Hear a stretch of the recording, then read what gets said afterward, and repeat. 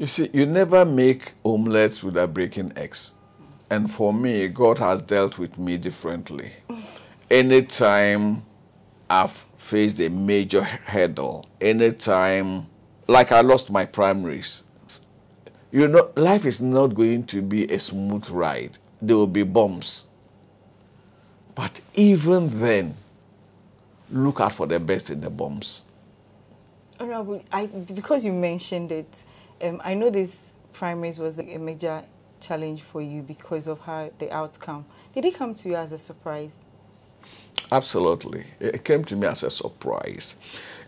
But again, on reflection, it is a real challenge that we have in our electoral politics, especially in the deprived districts and constituencies. Okay. Do you place emphasis on the development of the area, or you place emphasis on pleasing your branch executives? Not the population, just the branch executives. Because in my case, in Pru East, about 927 people formed our conclave, our electoral college to elect the PC.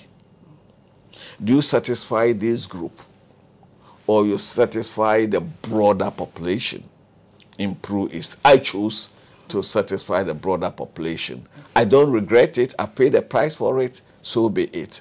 Because, for example, one of the arguments was that, yes, you've built schools, yes, you've built CHIPS compounds, yes, you've connected communities to the national grid, you've done boreholes, you've provided water.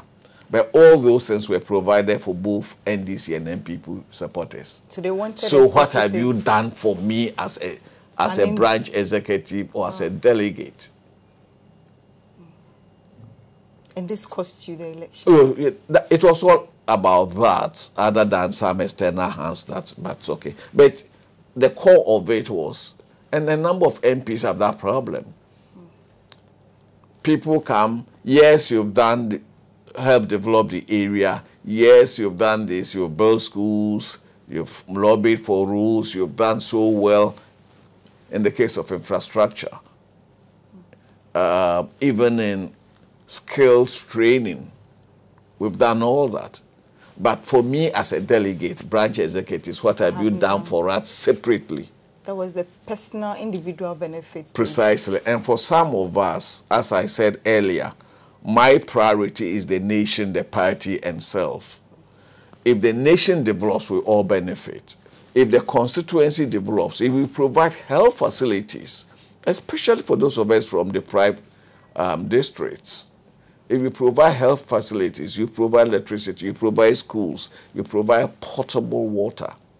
Look, you have no idea when a woman particularly has to walk 4 miles to the nearest water source after coming from the farm to go and fetch water to come and cook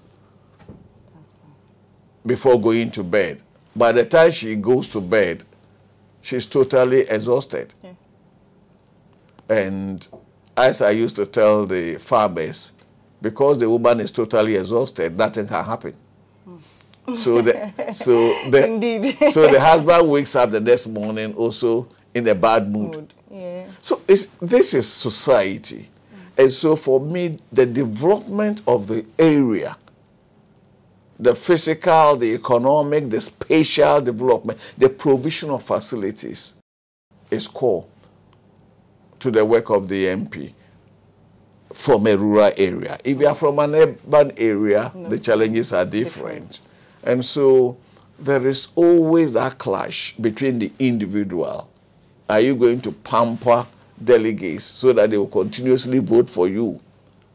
Or you're going to develop the broader environment so that come general election, you go to every community, they have something they can look up to.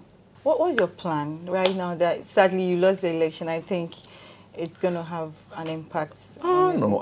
First of all, I still have 1.5 years to be a member of parliament. Secondly, I still have to work for my party to win the national election.